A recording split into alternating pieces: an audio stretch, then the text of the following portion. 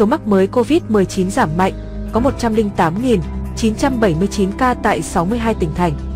Ngày 25 tháng 3, Bộ Y tế cho biết ca mắc mới COVID-19 giảm 11.035 ca so với ngày trước đó. Cả nước ghi nhận 108.979 F0. Hà Nội vẫn đứng đầu cả nước dù số ca mắc mới trong ngày giảm sâu. Tính từ 16 giờ ngày 24 tháng 3 đến 16 giờ ngày 25 tháng 3, trên hệ thống quốc gia quản lý ca bệnh COVID-19 ghi nhận 108.979 ca nhiễm mới, trong đó 22 ca nhập cảnh và 108.957 ca ghi nhận trong nước, giảm 11.035 ca so với ngày trước đó tại 62 tỉnh thành phố, có 83.428 ca trong cộng đồng. Hà Nội đứng đầu cả nước với 10.803 F0 trong ngày, tiếp đó là Phú Thọ 4.555, Nghệ An 4.023, Yên Bái 3.997, Đắk Lắk 3.925, Bắc Giang 3.720, Lào Cai 3.690, Vĩnh Phúc 3.136, Thái Bình 2.915, Thái Nguyên 2.910, Quảng Bình 2.877, Bắc Ninh 2.806, Lạng Sơn 2.802, Hà Giang 2.795, Hải Dương 2.773, Quảng Ninh 2.654, Sơn La 2.642, Cà Mau 2.394, Bắc Cạn 2.314, Tuyên Quang 2.280, Bình Định 2.237, Bình Dương 1.999, Cao Bằng 1.971, Hòa Bình 1.970, Lâm Đồng 1.920, Hưng Yên 1.900, Vĩnh Long 1.726, Điện Biên 1.648, Lai Châu 1.615, Quảng Trị 1.604, Hà Nam 1.557, Tây Ninh 1.507, Bến Tre 1.433, Ninh Bình 1.314, Bình Phước 1.144, Thành phố Hồ Chí Minh 1.139, Đắk Nông 1.128, Nam Định 1.040, Kon Tum 970, Phú Yên 884, Hà Tĩnh 849, Thanh Hóa 803, Trà Vinh 733, Bà Rịa, Vũng Tàu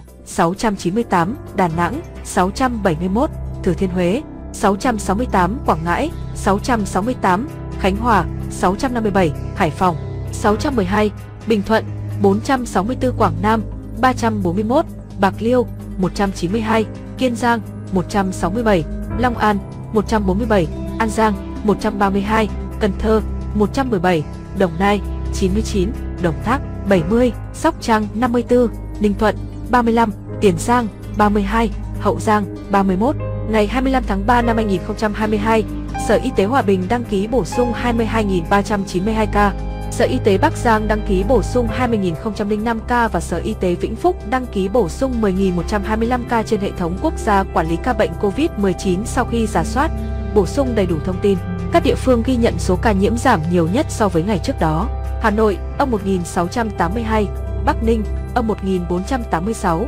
Lạng Sơn, âm 936. Các địa phương ghi nhận số ca nhiễm tăng cao nhất so với ngày trước đó. Bắc Cạn, cộng 695, Phú Thọ, cộng 278, Đắk Nông, cộng 255. Trung bình số ca nhiễm mới trong nước ghi nhận trong 7 ngày qua là 130.146 ca ngày. Kể từ đầu dịch đến nay, Việt Nam có 8.761.252 ca nhiễm, đứng thứ 14 phần 225 quốc gia và vùng lãnh thổ, trong khi với tỷ lệ số ca nhiễm 1 triệu dân, Việt Nam đứng thứ 121 phần 225 quốc gia và vùng lãnh thổ, bình quân cứ 1 triệu người có 88.634 ca nhiễm. Trong đợt dịch thứ 4, từ ngày 27 tháng 4 năm 2021 đến nay, số ca nhiễm ghi nhận trong nước là 8.753.543 ca, trong đó có 4.998.747 bệnh nhân đã được công bố khỏi bệnh. Các địa phương ghi nhận số nhiễm tích lũy cao trong đợt dịch này: Hà Nội 1.240.393, Thành phố Hồ Chí Minh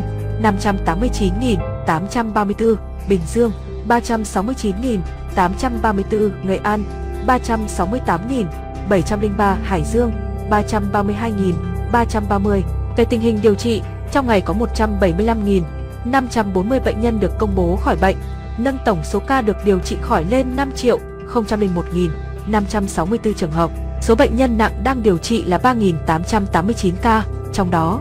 thở oxy qua mặt nạ 3.188 ca, thở oxy dòng cao HFNC 319 ca, thở máy không xâm lấn 84 ca, thở máy xâm lấn 292 ca, ECMO, 6 ca về số bệnh nhân tử vong. Từ 17 giờ 30 phút ngày 24 tháng 3 đến 17 giờ 30 phút ngày 25 tháng 3 ghi nhận 51 ca tử vong tại Cà Mau 5, An Giang 4, Bạc Liêu 3, Hà Nội 3, Kiên Giang 3, Lâm Đồng 3, Nghệ An 3, Quảng Ninh 3, Vĩnh Long 3, Bến Tre 2, Bình Thuận 2, Đà Nẵng 2, Bắc Cạn 1, Bình Định 1, Bình Dương 1, Cần Thơ 1, Cao Bằng 1, Hà Giang 1, Hà Nam 1, Hậu Giang 1, Nam Định 1, Ninh Bình 1, Quảng Nam 1, Tây Ninh 1, Thanh Hóa 1, Thành phố Hồ Chí Minh 1, Yên Bái 1. Trung bình số tử vong ghi nhận trong 7 ngày qua là 65 ca ngày. Tổng số ca tử vong do Covid-19 tại Việt Nam tính đến nay là 42.196 ca,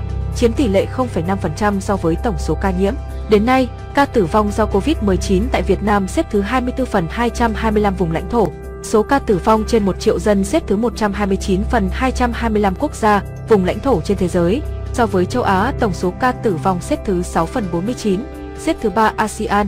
Tử vong trên 1 triệu dân xếp thứ 24 phần 49 quốc gia, vùng lãnh thổ châu Á, xếp thứ 4 ASEAN. Về tình hình tiêm chủng, trong ngày 24 tháng 3 có 344.321 liều vaccine phòng Covid-19 được tiêm. Như vậy, tổng số liều vaccine đã được tiêm là 204.566.000.